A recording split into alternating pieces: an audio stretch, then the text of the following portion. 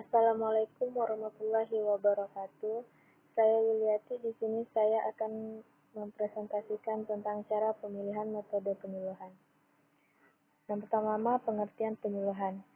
Penyuluhan adalah suatu kegiatan atau usaha untuk menyampaikan pesan kepada masyarakat, kelompok, atau individu dengan harapan adanya pesan dapat memperoleh pengetahuan tentang yang lebih baik, yang akhirnya pengetahuan tersebut dapat merubah perilaku.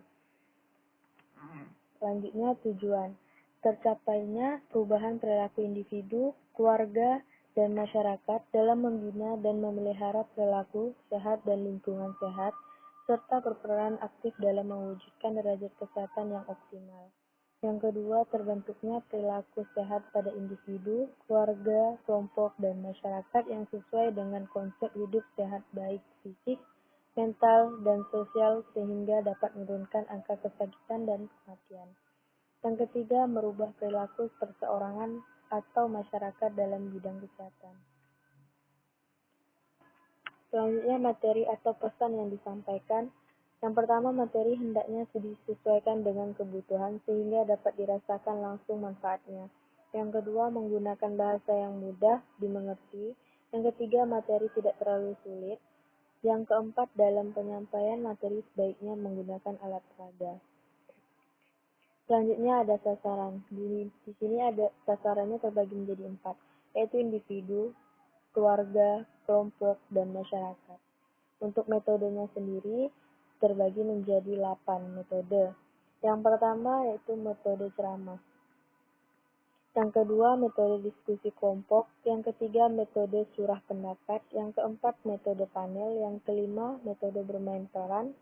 Yang keenam, metode demonstrasi. Yang ketujuh, metode simposium. Yang kedelapan, metode seminar.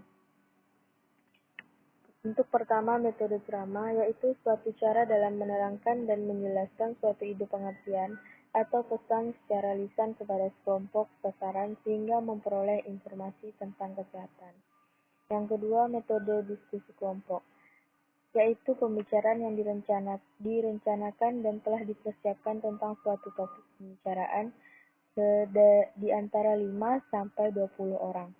Untuk metode curah pendapat, yaitu suatu bentuk pemecahan masalah di mana setiap anggota mengusulkan atau menyarankan kemungkinan pemecahan masalah yang terpikirkan oleh masing-masing peserta.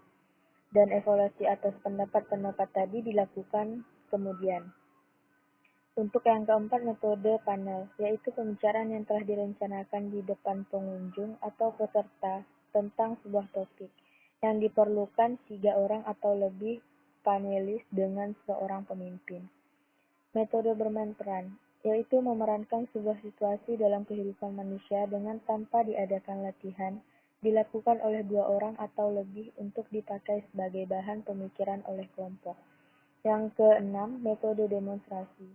Metode demonstrasi adalah suatu cara untuk menunjukkan pengertian, ide, dan prosedur tentang suatu hal yang telah dipersiapkan dengan teliti. Untuk metode simposium, yaitu serangkaian ceramah yang diberikan oleh 2 orang atau sampai 5 orang dengan topik yang berlebihan tetapi saling berhubungan erat. Metode seminarnya. Metode seminar yaitu suatu cara di mana sekelompok orang berkumpul untuk membahas suatu masalah di bawah bimbingan seorang ahli yang menguasai bidang.